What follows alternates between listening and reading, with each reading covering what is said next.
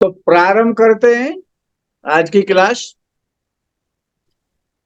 हमारी इच्छा आप लोगों से ये है कि हम आपके साथ में इतना परिश्रम करना चाहते हैं कि भविष्य में जब आप किसी अच्छे ज्योतिषाचार्य से बात करें या किसी की जन्म कुंडली देखें तो आपको अपने में गर्व महसूस हो। सामने वाला ये मन में सोचे कि मैं एक सही स्थान पर एक सही व्यक्ति से बात कर रहा हूं। तो पिछली कक्षा में हमने आप लोगों को बताया था, थोड़ा पंचांग का विषय लिया था कि एक राशि में 30 डिग्री होती हैं और 12 राशियां होती हैं, 27 नक्षत्र होते हैं। 28वें नक्षत्र अभिजित के विषय में चर्चा की थी, तिथियों के विषय में चर्चा की थी, योगों के विषय में चर्चा की थी। और एक राशि 30 डिग्री के आधार पर उसमें 2.25 नक्षत्र होते हैं। एक नक्षत्र के 4 चरण होते हैं। एक राशि में 9 अक्षर या 9 चरण हो जाते हैं। इन सारे विषयों पर हमने प्रकाश डाला था और ये कहा था कि 108 चरण होते हैं या 108 अक्षर होते हैं और हर अक्षर अपने में एक नवांश है। ये आप लोगों को हमने बताया था। उसी पंचांग के विषय को थोड़ा सा और आगे बढ़ाते हुए कि रात और दिन को मिलाकर एक दिन बनता है जिसको दिवस कहा जाता है। एक सूर्योदय से लेकर दूसरे सूर्योदय तक का जो समय है, एक सूर्योदय से दूसरे सूर्योदय तक का समय एक दिन कहलाता है, जिसमें कि एक रात्रि और एक दिन पूरा हो जाता है, जिसको हम आप 24 घंटे का समय बोलते हैं। गणना में पाश्चात्य शब्द जहां पर आ जाएगा, जहां पर हम पाश्चात्य शब्द बोलेंगे तो आप ये समझ लेंगे कि हम यूरोप की बात कर रहे हैं। हमारे यहाँ भारत में जो पाश्चात्य जो शब्द है, पाश्चात्य, ये यूरोप के लिए आता है, विदेशों के लिए आता है। तो पाश्चात्य गणना में रात्रि 12 बजे के बाद से अगला दिन प्रारंभ हो जाता है। लेकिन हमारे यहाँ जो दिन प्रारंभ होता है वो हमेशा सूर्योदय से ही प्रारंभ होता है। दिन की काल गणना यानी दिवस जो है, दिन, वो काल गणना की एक पहली इकाई है, प्रथम इकाई है। दिन से बड़ी काल की इकाई महीना है और महीने से बड़ी काल की इकाई वर्ष है। दिवस सूर्य पर आधारित है और महीना चंद्र पर आधारित है। वर्ष पृथ्वी की गति पर आधारित है। चंद्र मास जो होता है, चंद्र मास का मतलब होता है कि जो वो 29.5 दिन का होता है, उसमें पूरे 30 दिन नहीं होते हैं। 29 दिन और 12 घंटे का चंद्र का एक महीना होता है, जिसको हम चंद्रमास कहते हैं। इस अनुपात से चंद्रमास का जो वर्ष है वो 354 दिन का होता है। चंद्रमास 354 दिन का बनता है, जबकि वर्ष में लगभग 365 365 दिन होते हैं। 365 दिन पूरे होते हैं और 12 घंटे, 365 दिन 12 घंटे का एक वर्ष माना जाता है।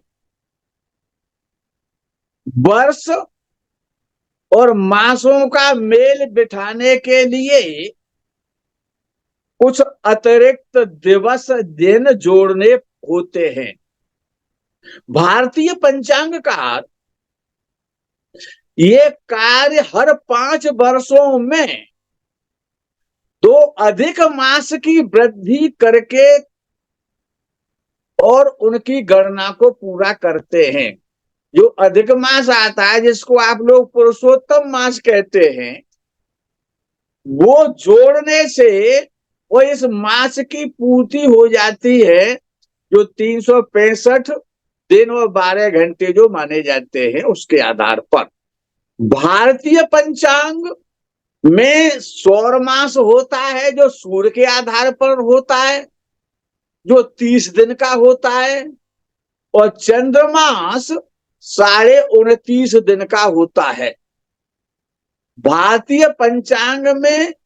भारतीय पंचांग सूर्य और चंद्र दोनों पर आधारित है। मुस्लिमों का जो पंचांग है, जो मुस्लिमों का जो वर्ष है, वो पूरे 12 महीने का ही एक वर्ष मानते हैं। वहां दिनों में, महीनों में कोई भी घट बढ़ नहीं होती है, और यही कारण है कि वे अधिक मास को नहीं मानते। उनके यहाँ जो पुरुषोत्तम मास है, जो भारतीय सनातन में जो माना जाता है, जो भारतीय ज्योतिष में माना जाता है, वो मुस्लिम में नहीं माना जाता। उनके यहाँ सीधे सीधे 12 महीने होते हैं, अर्थात उनके यहाँ एक वर्ष में 360 दिन ही होते हैं। उनका हर महीना फिक्स है कि वो 30 दिन का ही होगा। इसीलिए उनके जो रोजे और जो ताजिए होते हैं, वो कभी गर्मी में आते हैं तो कभी सर्दी में आते हैं। ईसाइयों का जो वर्ष है, वो सौर वर्ष से अपने वर्ष को मानते हैं। सौर वर्ष यानी सूर्य के आधार पर जो वर्ष है, उनके वर्ष में कुल 365 दिन होते हैं। चौथाई दिवस का मेल बिठाने के लिए ईसाई लोग, जो यूरोपियन जो कंट्री हैं, वो प्रति 4 वर्ष में एक दिन बढ़ा देते हैं। इस प्रकार जिस वर्ष वो एक दिन बढ़ाते हैं, उसको हम पुलुप्त वर्ष कहते हैं या लीप ईयर कहते हैं। महीनों को वो किसी महीने को 30 दिन का करते हैं और किसी को वो 31 दिन का रखते हैं, और फरवरी को वो 28 दिन का रखते हैं, जो 4 वर्ष के बाद 29 दिन की फरवरी हो जाती है। इस प्रकार पंचांग, सौर पंचांग जो है, वो सौर जो वर्ष है वो ईसाइयों का है। चंद्र वर्ष जो है वो मुस्लिमों का है, और सौर और चंद्र दोनों को मिलाकर के ये भारतीय पंचांग है। तो पंचांग 3 प्रकार का हो गया। एक ईसाइयों वाला हो गया जो सूर्य पे आधारित है, एक मुस्लिमों का हो गया जो चंद्र पर आधारित है, और एक भारतीय पंचांग हो गया जिसमें कि सौर और चंद्र दोनों ही होते हैं। पंचांग का अर्थ हमने आपको बताया था कि पंचांग 5 अंगों वाला, जिसमें 5 चीजें हो, 5 अंग हो, तिथि, वार, नक्षत्र, योग और करण, ये हमने आपको बताए थे। प्रत्येक भारतीय पंचांग में कम से कम 5 अंग तो मिलेंगे ही, वो पंचांग कहीं का भी बना हुआ क्यों ना हो। इसके अतिरिक्त प्रत्येक पंचांग में दिनमान, रात्रिमान, सूर्योदय, सूर्यास्त, चंद्रोदय, चंद्रास्त, ग्रहों का दर्शन होना, कौन सा ग्रह कब उदय हो रहा है, और उनका लुप्त होना, ग्रहण का विवरण, जो सूर्य और चंद्र जो ग्रहण होते हैं उनका विवरण मिलता है।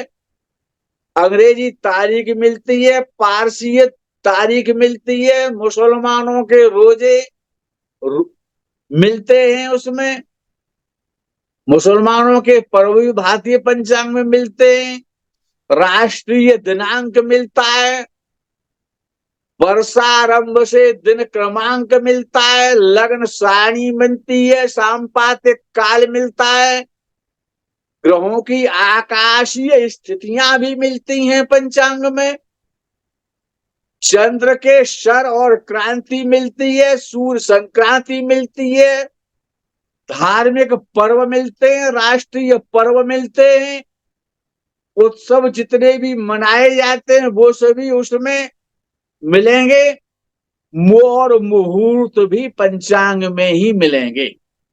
ये सारी चीजें आपको पंचांग से मिलती हैं, पंचांग में होती हैं। जन्म कुंडली बनाने, लगन निकालने के लिए योग, मुहूर्त, ग्रह स्पष्ट के लिए और तिथि आदि का ज्ञान करने के लिए और फलादेश के लिए भी पंचांग का बहुत बड़ा महत्व है।